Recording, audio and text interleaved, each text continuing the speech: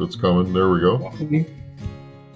There's the cutter. There it is. Yeah, this is our multi-height sickle mower, and this was a crop that we were working with out in Montana with IND Hemp out there. Wow, that's quite a rig. So that would be for fiber or for grain, or This one's fiber specific. So the idea of chopping it into the different sections is why? Okay, excellent question.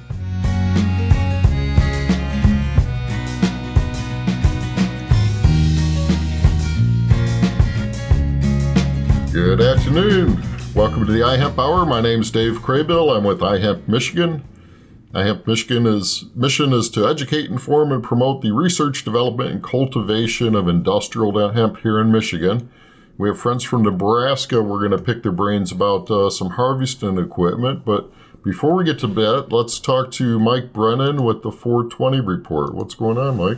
Well, a couple things. I want to thank you all, as in iHemp Michigan. We have our gift guide coming out on November 1st, a holiday gift guide for THC and CBD products and whatnot. And you guys have stepped up to become a sponsor, so I want to give you a big shout out and thanks.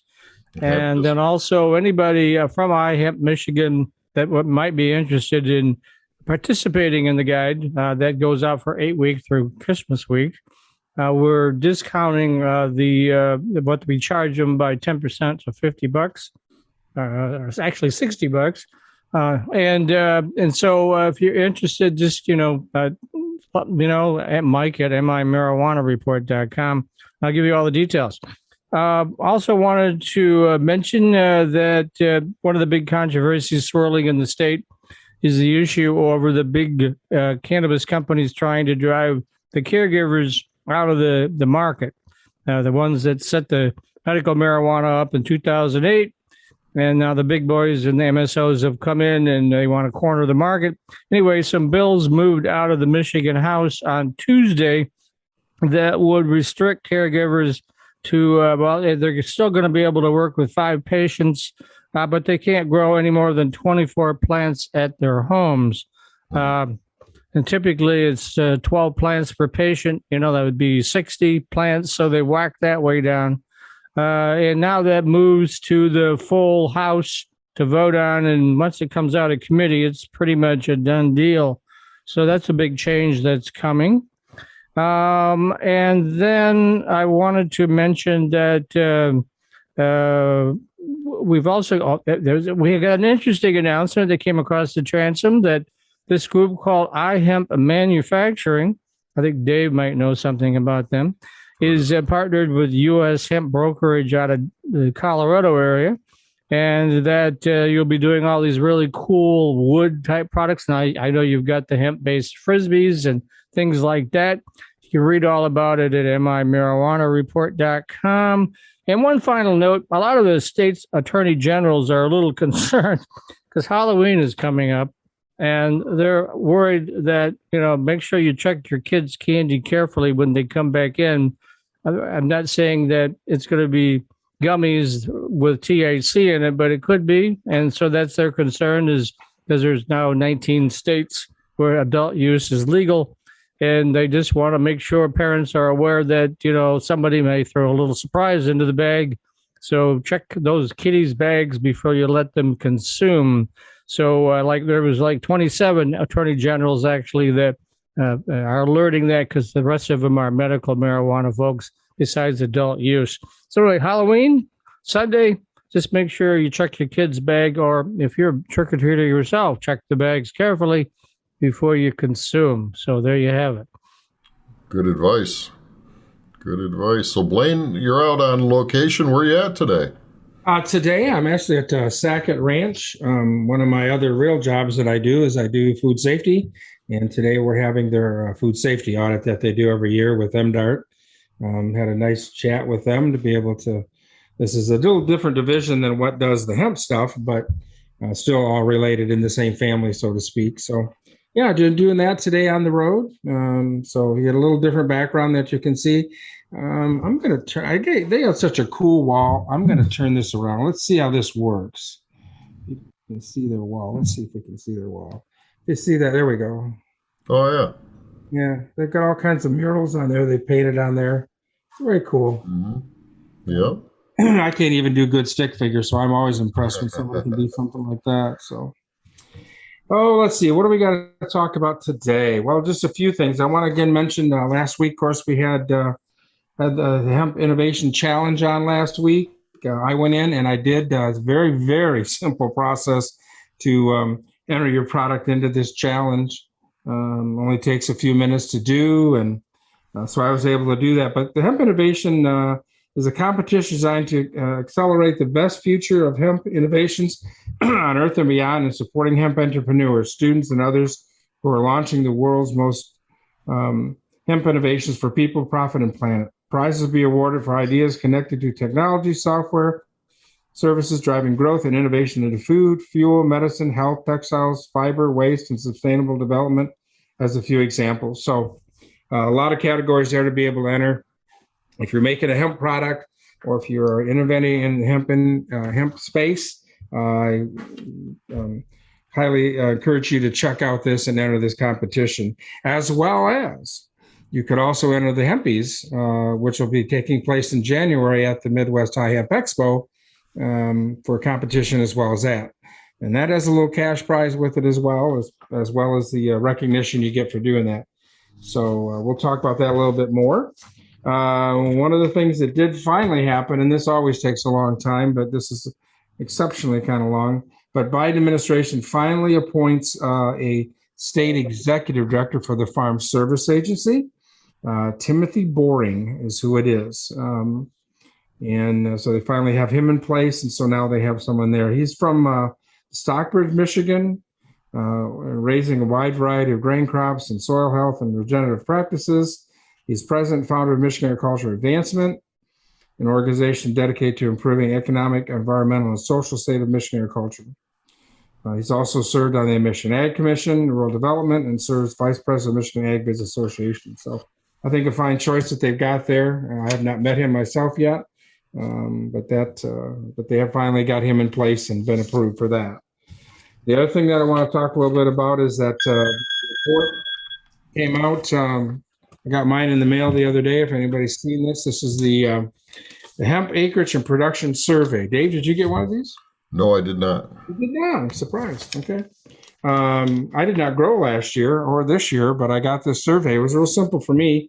I just checked number 2. I said, no, I didn't grow in 2021. And I went right to the back page, which is 16. I actually did it online. So it's really simple. They wanted everybody to report by the 25th. Of course, I didn't get this until Friday before the 25th. So, but if you don't respond to it, they may be calling and contacting you. But please take the time, fill this out online. It's really, really simple as well. It's real important to help move the industry forward to fill this out and get this in so we can use it for other assistance programs that may come due or those kind of things. So, but we are busy getting planning for the Midwest iHemp Expo. That's going to be January 21st and 22nd in Lansing, Michigan. Information is up on the website about how to become an exhibitor or a sponsor, also how to enter into the Hempies Awards. And also Thursday, that'd be the 20th, Food Chain ID and U.S. Hemp Roundtable, or U.S. Hemp Authority, are going to be putting on a class on how to get that H certification, as well as third-party audits if you need to have that done, which is coming. It's going to come, so you might as well get on the board now and get going on that. So everybody's going to have to be inspected. With this, a food product, no matter how you look at it, we're either ingesting it one way or another, either by smoking or by the CBD drops or by putting it in food or gummies. So it's going to come with regulation, folks. It's just going to be there. So and that's kind of what I got for right now, Dave. All right. Well, I appreciate that. Well, I'm excited to introduce Andrew Bish from Bish Enterprises. If, for those of us that go around to these trade shows, Andrew seems to always be there, Bish Enterprises. And he solves one of those problems when we were first going through this process. I was totally new to industrial hemp. And you were trying to figure out all the steps and the stages as we go to cultivate this great crop. And the harvesting, of course, is at the end game. And So a lot of people were really struggling trying to figure that out. It looks like you have some interesting equipment to talk about, Andrew. So, and then we also have Keren, who's in sales with Bish Enterprises. So welcome from Nebraska. Yeah, thank you guys for having us here today. I really appreciate the opportunity to talk with you three. Yeah, it's going to be fun. So, Andrew, this is a business that was started by your grandfather in 1976. Is that correct? Yeah, the core business, Bish Enterprises, was founded in 1976. And my grandfather did back then a lot of the same things that we're doing today. Obviously, some technological advances and things like that. But we still carry on and serve customers with some of those same products. And, so you're doing a little design work. Are you an engineer yourself? Do you do some of the design? No, well, I'm not an engineer by trade or by schooling. What I do is work with a very talented group of people and work to help them understand some of the concepts from harvesting. There's a lot of nuance when it comes to harvest, whether it be a grain crop, fiber crop, corn, soybeans, sunflowers, whatever that is. And I've spent a lot of my life understanding how those crops grow and how to work with them. And I work with my engineers to help develop equipment that solves some unique needs. Okay. So what would you say is your biggest success so far, as far as when it comes to hemp? In the hemp industry, as far as product development? Oh, great question. I think one of our largest successes in hemp actually was the product that we sold the most of in 2019, where we had worked with a company out of South Carolina to redesign a tobacco harvester. 2019 was a year in which that we saw a lot of people have those needs for equipment, and delivered on that. However, from a long-lasting impact, I don't think that product was quite what it needed to be as we move forward, because it is fairly limited. So if we move on to what I think is some of our unique products that solve go-forward challenges, it would be our super crop header that we've designed for grain harvesting, as well as our new fiber cut unit that we can basically cut down multiple, we can cut down stalks all in uniform size, going through a field at about 15 feet wide of cutting. Now that's the 3-bar cutter? Yeah, currently our unit is 4 bars, but we can make it 3 bars, 2 bars. We've also got a single bar system that we harvested a few hundred acres with this year. I think, Dave, you showed me before we started, you had some images or a video of that or something? Yeah, this is on I don't know if you have a better page for some of your videos, but where we could walk through one at a time, but this is looks like transplanting, some monitoring. And how does a drone fit in? Is that just to view the crops or what? So that's a great question. The Hemp Harvest Works company I founded this was 2017. And that company was specifically to solve some of the needs of today's hemp producers. So Hemp Harvest Works doesn't produce any equipment itself. It's mainly a retailer of some of the best equipment that we found out there. I wanted to bring together really any type of equipment that farmers could use that was viable for their operation, to give people the option of looking at more than one item from a manufacturer. So we're pretty agnostic in terms of what we deliver to customers, outside of making sure that we're delivering something that works for them. And by having all these different manufacturers at our fingertips, we can help really decide the best product for the customer based on what their circumstances are.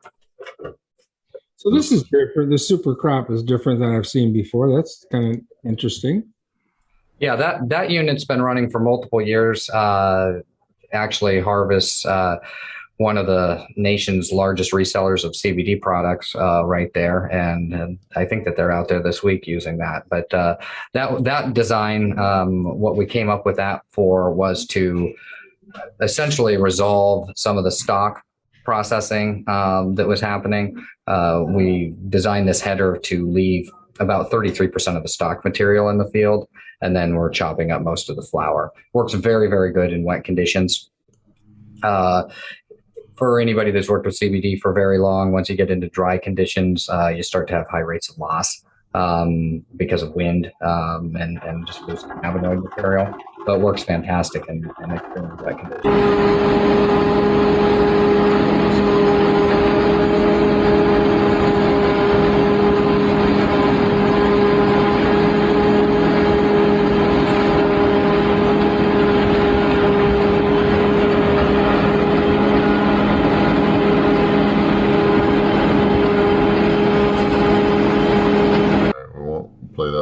But yeah, very cool. So does that material then, after you chop that, that's obviously wet or green at this point, does that have to be further dried then before they can extract the CBD out of it? Yeah, their process requires drying their product before they can do CBD extraction. So from there, that gets transported to a facility that's just a few miles away and goes right into the drying system. We've worked with them. Also, when it comes out of the dryer, there's a little bit of separation that occurs to remove a few more of the sticks, and then that goes right into extraction. Okay. So here's a unique problem we have here. Maybe one of us will ask you about it. So there is some farms over here that have planted the CBD plants like grain. So very high numbers in the field, and it grows tall. Rather than the bush kind of thing. So we're trying to figure out, they're going to go through and harvest it with like a rice header kind of thing. Okay. So go both ways through the field, and they're going to leave the stalks in the field, and we're trying to figure out the best way to harvest those stalks out of that field. So your cutter bars have always been interesting on there, and you said you got a single one as well. Yeah, yeah. We've got several hundred acres this year. It's 12 feet wide, hydraulic driven, really simple machine. Just put it behind a tractor and run through the field, around 9 miles an hour, and you'll get a lot of work done. And then now, if you work with this, I'm assuming that then how do you pick up the stalks after that? Then do you rake them and then bale them? Is that how they would handle that, or? So that's a great question. I would. Not understanding exactly what you're going to utilize the stalks for, I would want to dig into that process a little bit. But if you, for instance, at some point, if these are going to get chopped up, what I might recommend is actually just running through the field with what they call a pickup header on the front of a forage harvester and directly chopping it up. Because that'd be the quickest avenue. Now, if again, not understanding what's going to happen next, there could be an option of going through and windrowing and baling. It is a little bit more complicated to windrow bush plants, so that is a challenge from a raking perspective that you may come across. But if they were small enough, they could be raked, and then you could potentially get them into a bale. But again, going into a baler, depending on the size of that bush, you could have some general complications in that way. Yeah, these aren't so much bush as they are tall and slender. They almost look like fiber. Yeah, that's great then. Those ones can be windrowed typically and baled, or like I said, you could go through with a pickup header and chop it up. Really, like I try to help people understand, knowing what you're going to do with it next helps me recommend the appropriate piece of equipment, because there's a lot of ways to skin that cat, but how are you going to get the effect that you want? If you're going to have a higher rate of loss with one machine than the other based on what your output's going to be, then that might not be advisable.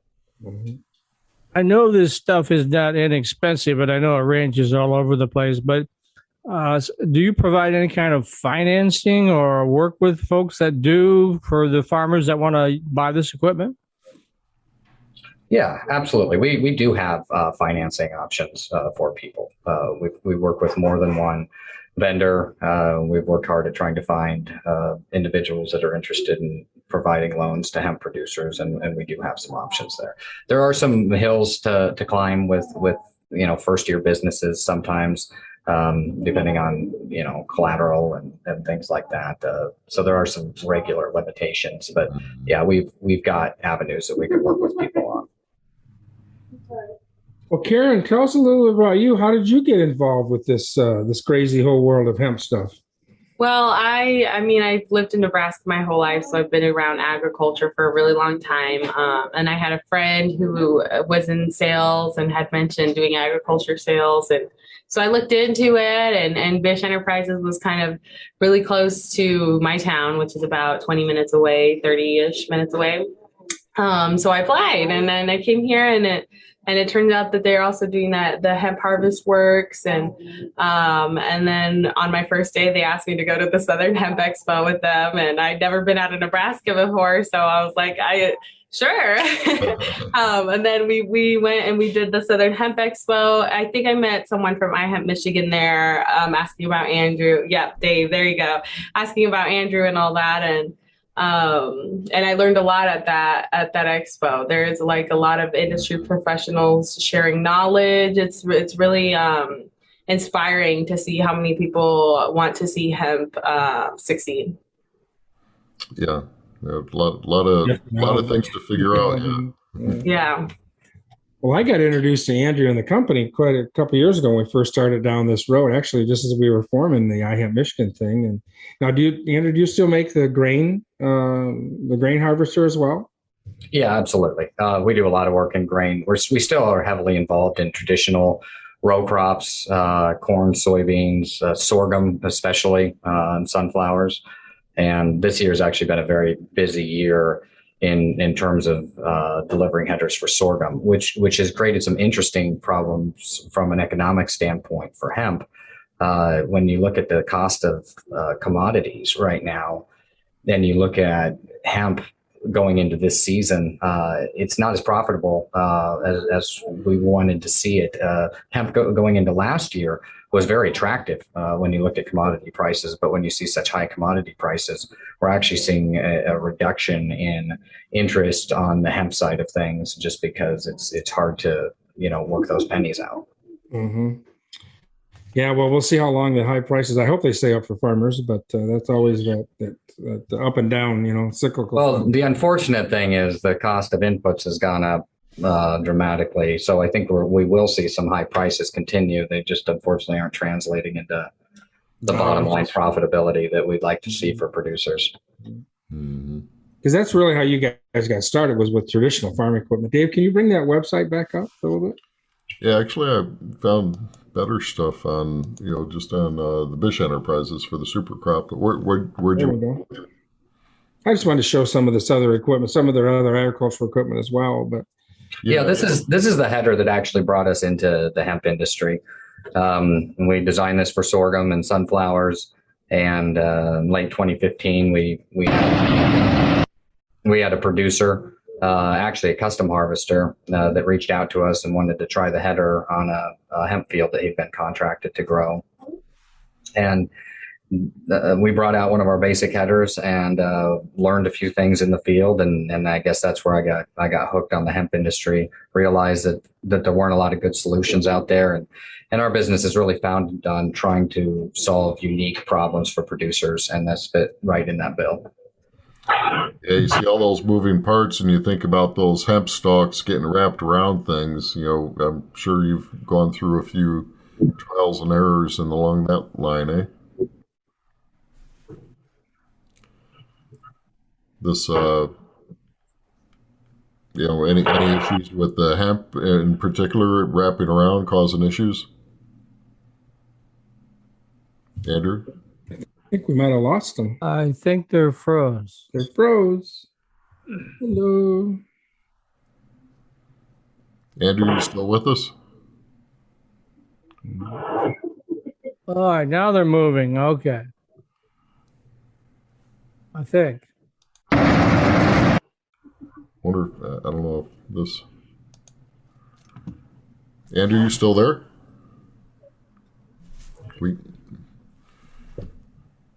I don't see his lips moving, and they aren't moving, so I'm thinking their Wi-Fi. I see his eyes moving, so I don't know. Oh, something's wrong with my audio. Give me just a moment. I apologize. all right. That's the fun thing about doing a live show. Just Oh, know I what's know. going That's- on. Yes, all sorts of things going to happen during live. Hey, Mike, shows. who do you have on next week for your show? We're still kind of doing stuff in the caregiver space, and we'll probably have some folks on that are participating in our holiday gift guide. We're trying to push that right now. Oh, okay, good. I really don't start working on that show until like Friday because there's so many other things that I'm dealing with, right? So. All right. All right, so Andrew, you're back? We are. I apologize for that. Oh, no problem. I've got a video here of one of our newest products that we put out this year. Yeah, you can share your screen. Are you? Let's see. Make sure you're seeing this. Yep, it's coming. There we go. There's the cutter. There it is. Yeah, this is our multi-height sickle mower, and this was a crop that we were working with out in Montana with IND Hemp out there. Wow, that's quite a rig. Well, that would be for fiber or for grain or? This one's fiber specific.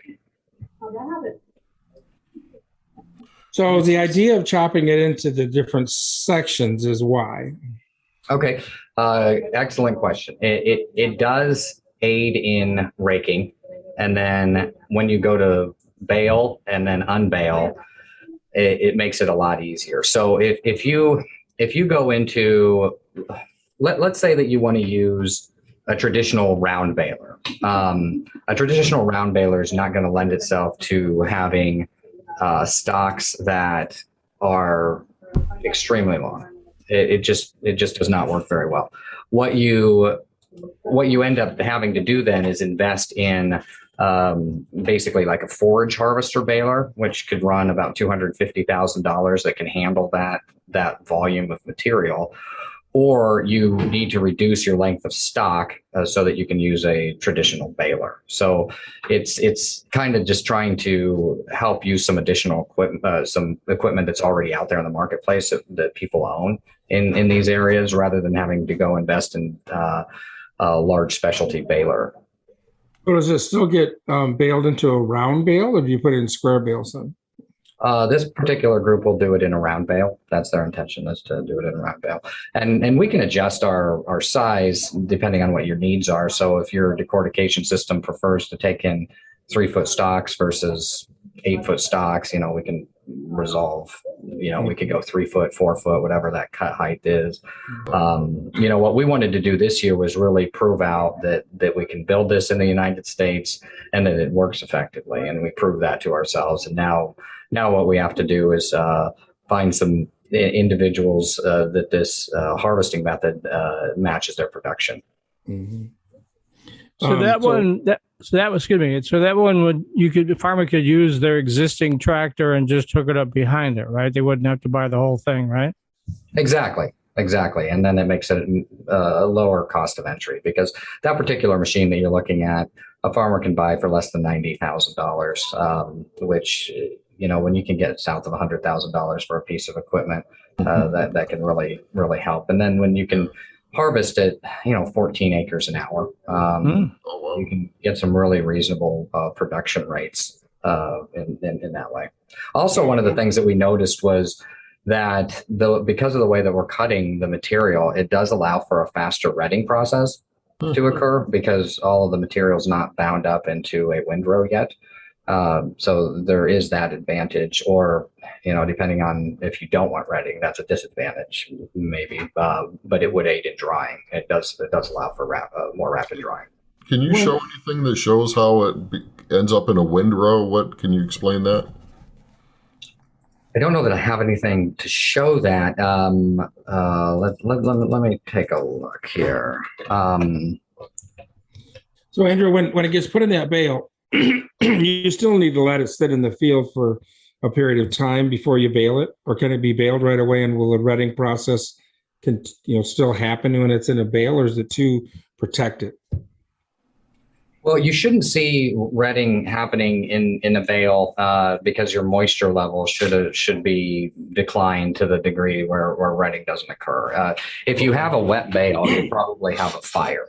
A lot of people don't realize that wet bales burn. They just build up heat, they can bust, and then you have fires. So you really have to have that material dried all the way down before you go into bale format, regardless of what you're doing. And then there's depending on your output, some people are interested in retting. Now, if you don't ret, that does require either some sort of chemical retting process or mechanical retting process to occur after you pulled the material out of the field, which can raise some of the costs. But if you're trying to do high grade clothing fibers, for instance, having material that is degrading out in the field may limit, it might lead to a higher loss percentage than what you'd like to see.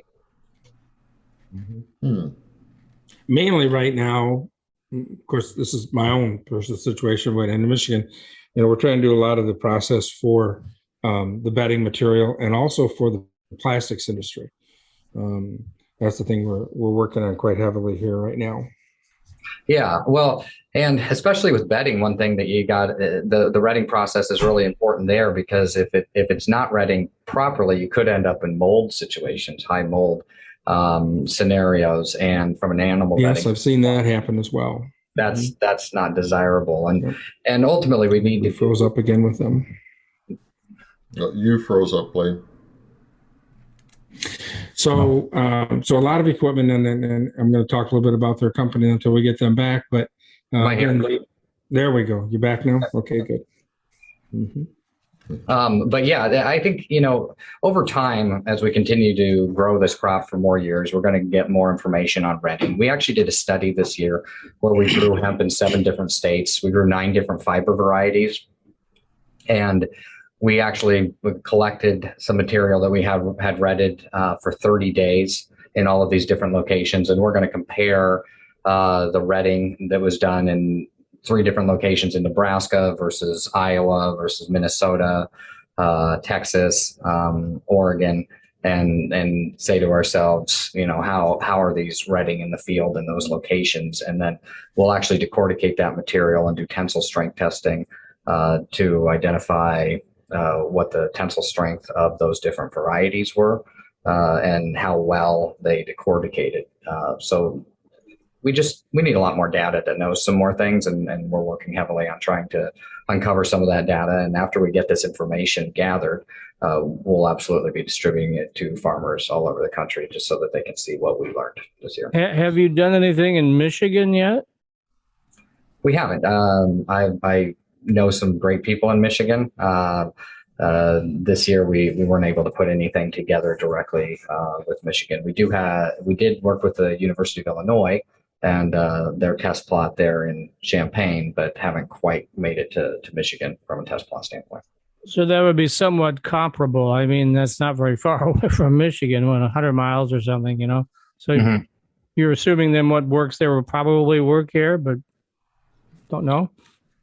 Yeah, I mean, there's a lot of factors that are going to play into that, but where you are from a north-south standpoint, we should see very similar effect with a lot of those varieties. But one thing I will tell you is Nebraska, we grew all of our crops. We went from the western part of the state to the eastern part of the state, all through basically the south center area. And we had dramatic results in differences, not because of the amount of daylight, actually, but this year we experienced the amount of rain impacted them in ways that we weren't able to forecast prior. So there's still a lot to learn, I'd say. But for the most part, the genetics that are working in Illinois will continue to work in Michigan, sans some of those other climate issues. Yeah, James DeDecker and Phil Abedi, if I said his last name right, from Illinois, they're going to be at the Expo. We'll give a lot of good updates on varieties and trials and help everybody out pick out those good ones, that's for sure. So, yeah. So is there any, so let's talk about decortication for a little bit. Are there any really great machines or processes out there that are really working efficiently and good at this point, or are we still a ways yet on getting that worked out? Yeah, I mean, I think there are some systems that work pretty well. If you look at the Formation Ag FiberTrack 660, it's pretty consistent. Once you've got it set on a particular variety, I think that again, one of the challenges is what is the market desiring? So let's just take a look at the 660, for instance. It's good at delivering a longer line fiber, and it delivers hurd. And you can clean and size it, and you can get some really clean fiber. However, if you are in the market just for hurd, you're probably going through a process that's less efficient than if we used a system that was more of a hammer mill system. And if you're going just for fiber, I think the system works absolutely fantastic for that. So even though there are good systems out there, it really needs paired to what your commodity is, or you're kind of going to be running uphill. Mm-hmm. I've also seen the LaRoche system out at IND Hemp. I've seen systems all over the country. The biggest challenge we've led up to this year is the market just wasn't open quite in the way that it's starting to open up right now. And then there's a real feedstock issue that people aren't aware of, that if we were to turn on multiple decortication facilities in the United States, you would see bales disappear pretty well immediately, with no way to replace them. And nobody even is aware of what the quality of the bales that are sitting out there, how they decorticate and what the output of that looks like. I've seen some from Indiana that we tried last year. There were square bales, nice bales, but they had a bunch of rocks in them. So you had to be very careful when you put it through the machines to make that work. So, yeah, and we ran into some problems decorticating this year with the Jinma crop, actually. Something that we didn't anticipate was the size of the leaf in Jinma. And interestingly enough, it because of the size of its leaf, the leaf has a similar weight to a medium-sized hurd. And so when you're doing air separation, you actually end up with quite a little dilemma there. Not something we ever thought of. Mm-hmm. So if fiber's a little bit dirty, I'm going to call it, has some still of the hurd in it and stuff like that, is there a market for that kind of material, or does it really need to be clean fiber? Can they use it in insulation or other uses? Do you know? Yeah. First off, there's ways to clean it up further, but I would say that the market's really broad right now. There's people that are looking for fiber material that also their product can have hurd material in it, and that customer would be the customer I'd line up with that type of commodity. And then there's people that you can't have any hurd in it for the fiber to work, more textile grade items. But yeah, there's all sorts of markets that we're seeing right now. The question is really going to be how big are each one of those, and what's going to drive some of the more consistent commodities that are coming out of this crop. You made a good point with this. People don't understand the dilemma with the supply side of this. I do with doing what I'm doing, making the bedding and stuff, but because that's my problem, I can't get enough material to feed all the orders that we have right now. So that's really that is a very big dilemma right now. So we need to. We're at that point. We got the chicken and the egg kind of thing, right? Now we got industry playing along, and so now if we're going to be able to supply them with that, now we need industry to come up and say, yeah, we need this amount, so we can plan that for next year. Right now, if anybody come up to me and said, well, I'd like to get 20,000 pounds of this, I could say, well, next year we can probably supply that to you. But so that's kind of where we're at, part of where we're at. Yeah. So Keren, let's talk about the youth and farming. You're out there selling farmers. Do you see, your gender, you being a woman in, probably a more male-dominated role, and, being so young, compared to us old guys, except for Andrew. Well, with traditional agriculture, you don't watch that, Dave. I'm not that old yet. But yeah, with traditional agriculture, I don't feel like you see a lot of younger people or even women. You'll mostly see like families that have been doing it for generations, and if there is like a younger person, it's because their family's already involved in farming. I think with hemp farmers, though, it sparks an interest in farming for the younger generation. The hemp farmer crowd is a lot more diverse than the traditional farmer crowd, I think. So I did meet a couple of like younger people who were trying to source from farms and figure out the testing process for soil and all that stuff, right? Because to them it is a high priced commodity. So they figure they can make a lot of profit. I feel like that was kind of the downfall at the beginning of the growing hemp, though, as everybody thought like, oh, this is going to be a high priced commodity. I am going to be able to sell it to whoever and it'll be a great time, But with the hemp industry settling down a little bit, I think we're seeing more of serious farmers and people who are here to stay for the long run, I suppose. And are you seeing more farmers willing to experiment growing hemp now? I mean, it's still pretty new. Farm Bill was 2018 or something. Yeah. So, I mean, it's still relatively brand new. I mean, they're used to growing grains and soybeans and corn and all that, but hemp's a whole different breed of cat, right? Yeah, for sure. I think that personally, I've been receiving more calls for hemp farmers that are locally sourced. In Nebraska, it is kind of hard to convince people who have believed their whole lives that this is a bad plant and that it shouldn't be grown and it's bad for the community, to convince them that this is actually the future and this is actually the way your farm is going to keep making money for the years to come and all of that stuff. So yeah, I feel like there is slowly getting that curve of finally accepting the things that are happening in the hemp industry. It's the old loco weed from the Westerns, right? Yeah. Reefer madness still going on. I think that one of the challenge with Nebraska farmers is that, well, Nebraska is a very conservative state in general, and because we don't have much for offload opportunities, Nebraska farmers are very resistant to it. But I can tell you that as soon as there's a market where you can make 1 penny more than corn, there's not a farmer in Nebraska that cares what the crop is.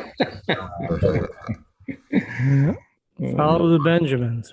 Yep. So, Andrew, you get a perspective, and Keren, maybe you do too when you're talking to people. So what are you seeing are the biggest challenges from your side, what you're hearing about moving forward with the crop? What are some of the things we got to overcome to make this a good commodity for everybody? Well, personally, I've been seeing a lot of people that basically don't have a machine for what they need. They need someone to build what they're thinking of. For example, one farmer at the Southern Hemp Expo, he was trying to make hemp cigarettes, and every machine he found was grinding them too finely. They get that really fine grind when you're doing hemp or CBD or smokable flower, right? And his problem was that he needed a chunkier grind, and there just wasn't a machine out there for him that was doing that. And there was getting stems caught in the paper, was ripping the paper. And so he had that whole issue. So I think I've just been mostly seeing like a lot of farmers with issues that don't have solutions yet. Yeah. We're sorting it out. Personally, I think a lot of it has to do with some of the economics. We're currently in a buyer-seller relationship versus having a market price that people can depend on. And that would really help the industry move forward quite a bit if people can depend on certain price points when they're negotiating or creating a farm plan. That's going to solve a lot of problems. But the reality is people like yourselves that are making some people have said, oh, it's just a Frisbee, but I'll tell you what, I see that Frisbee everywhere. And the Frisbee is an indicator of something else, because I know you didn't get into the business just so you could make Frisbees. And as companies like yours continue to evolve and develop new products, that's going to pull the marketplace along with it. And that's really I think the biggest inhibitor right now, from all those other things that we talked about. Because again, as you see people pull on the marketplace, there's going to be a specific need that they want, and that need's going to start to trace back to, okay, what's the best crop to get there? And then we're going to start seeing more standard genetics occurring that are easier to predict and build equipment for, and that reduces the cost overall to the producer. So I think we just need more market pull to help resolve a lot of these problems. Andrew, and the infrastructure is not in place either, because it's such a new industry. Like I certainly in Michigan, I can't speak to the other states. I mean, I've been on the show for over a year, and I've been hearing these guys talk about the need to have the infrastructure there that we just don't have. And the other thing, of course, I'm the only non-farmer in the group here, is farmers traditionally don't grow something unless they have a contract at the other end during harvest, right? And so that's a big bugaboo, is a lot of them are just experimentally growing hemp. They really don't have anybody to buy it at the end, and then they get burned, and that then produces some big issues there, right? Yeah, that's been a historic problem. I think it's less of a problem with the grain and fiber producers than the CBD producers of the past, but it's still problematic because we do have people sitting on bales that they don't have a marketplace for, and we don't know if their bales are going to be the quality that we want. Yeah, it might not necessarily age well. What about dual crops, Andrew? Are you seeing that happening? So we've worked with dual crop producers for a long time, even before hemp, and I think that there's a lot of viability there. It seems to be kind of niche in very select areas of the country. I don't see that happening widespread at this point. I think that there's a lot of viability with planting two different crops simultaneously. We've seen success with wheat and soybeans. I think that there are crops that complement hemp, but we're just not seeing that on a mass scale at this juncture. Andrew, you serve on the Hemp Feed Coalition board as well, right? That's correct. Yeah. So where do you see where we're at on that situation right now? Because that's going to change when we can finally use this as livestock feed. That's going to change a lot. So where do you see us going with that? Yeah, great question. And I'm glad you brought that up because there's a large section of people, and I would say most people aren't even aware that the largest commodity that we've got sitting there with hemp, we can't utilize effectively, which is the grain, and which is feeding it to the animals, and also feeding some of the leaves. Uh-oh. You'll come back. Uh-oh. Well, you I'll dropped out earlier. I'll talk a little bit about it till he comes back. But so yes, there's a lot of research going on right now. We know that poultry is probably, at least from what I can tell, is probably be the first crop that we'll be able to use it on for the animals. So Yep. Yeah, he's back. I'm back. The reality is we're not moving fast enough. The Hemp Feed Coalition submitted an application earlier this year, and just over a month, well, it's been about 2 months ago, we received a response back from the FDA with quite a laundry list of questions, and some of their concerns are still heavily focused on cannabinoids, which is very, very discouraging. And so I'd like to say that things are going well, but they're not. We're fighting a very tough battle. The Hemp Feed Coalition is going to continue to work with the FDA and get their response back here in the next 30 days on how we intend to move forward and ultimately continue down this road of trying to get animals hemp seed certified as an animal feed ingredient. But the FDA, I can tell you, is not a friend to this industry in regards to feeding it to animals. That is not something that they've been shown, and it is really restricting the market because the reality is when you come to fiber processing, we can lower the cost of fiber production quite dramatically if we can feed animals the grain or, the tops of the plants or things like that. And not only that, the United States, it's an anti-competitive move for the United States to do to itself when you're looking at places in Europe that right now you can do that. The United States is not going to develop its hemp market appropriately without feeding animals hemp. Yeah. What I don't understand is, we talk about agencies and how they are, but we've got evidence from other countries that are doing this, and it's not affecting their animals. So how do we get their attention? They're people, right, that are running these things. What do you think we need to do as far as an industry and as far as growers to be able to get their attention to make this move quicker? Is there anything we can do?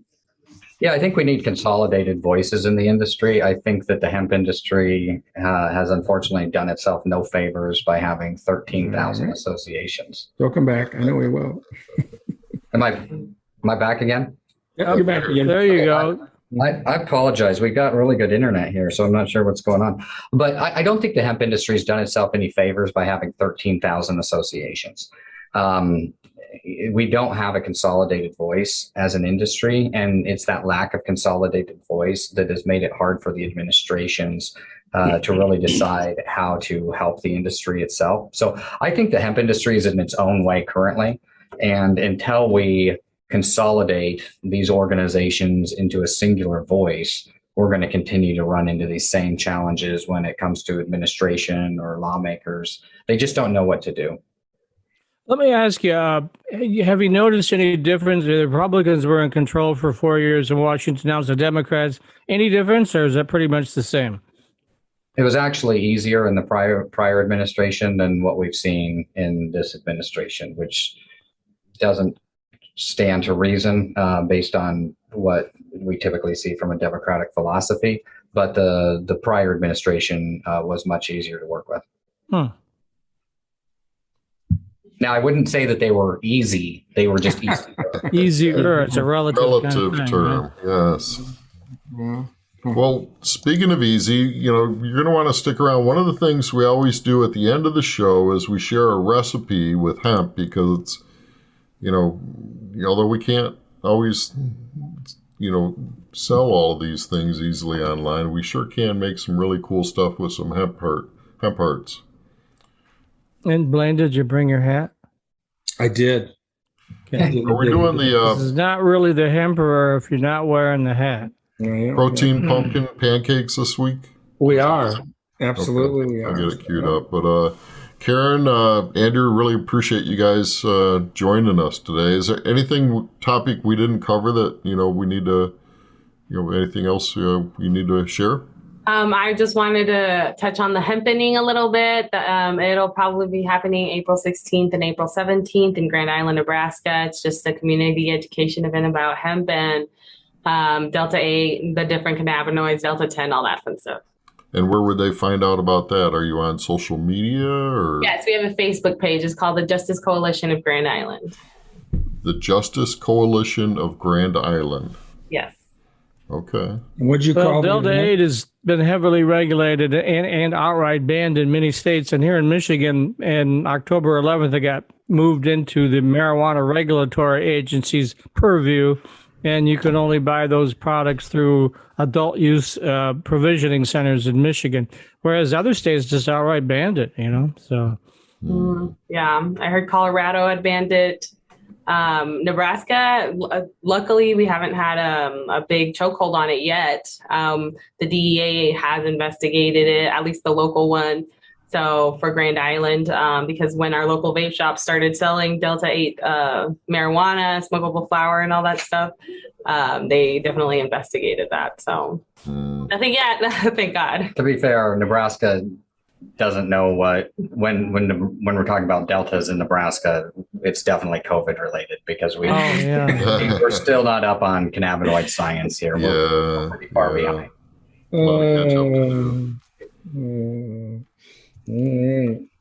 Well, again, we thank both of you for taking time out of your schedules and and being part of sharing your information with us. And we certainly look forward to seeing you at many other events.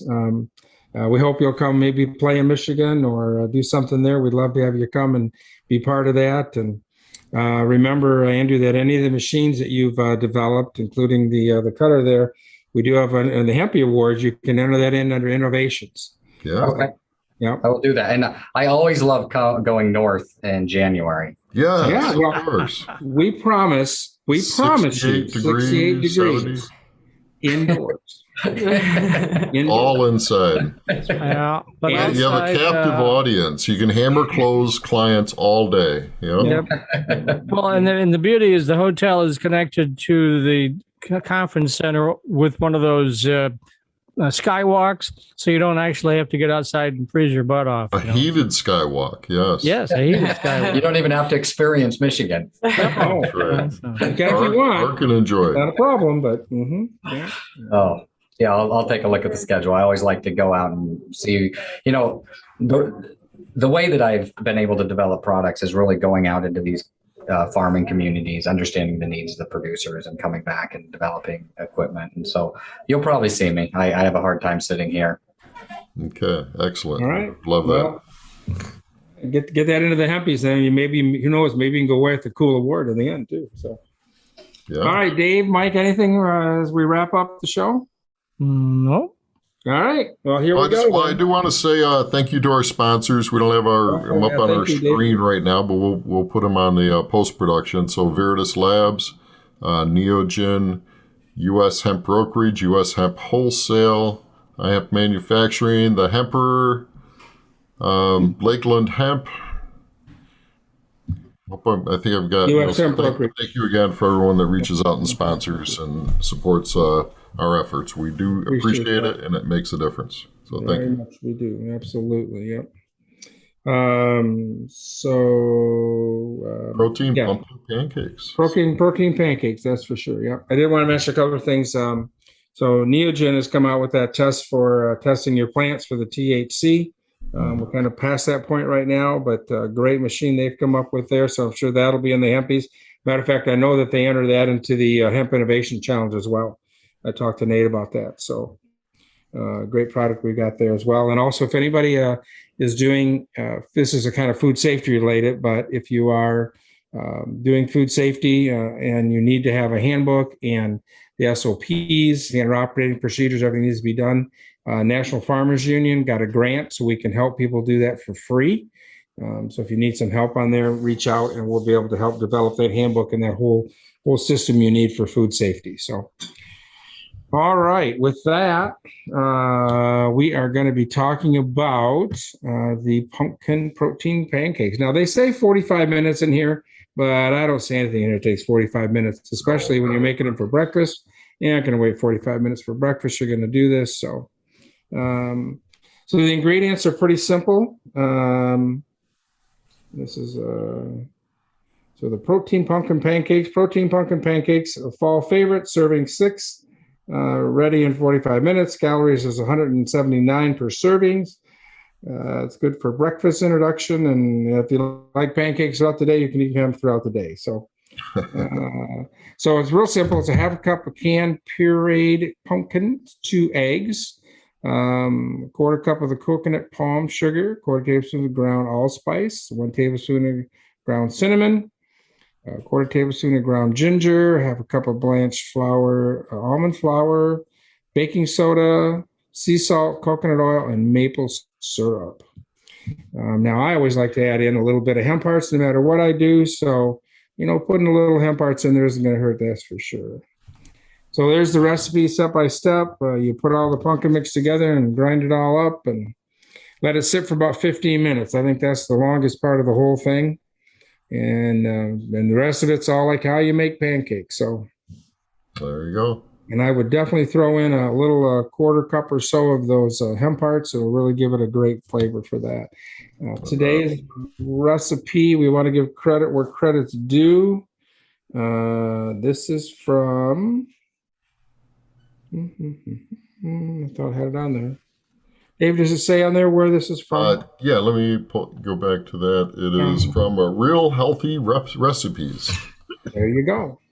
all the rest of it. So next week, I believe we have Icon Processors is going to be our guest next week. So Michigan company here that's helping farmers turn their CBD products into oil and distillate.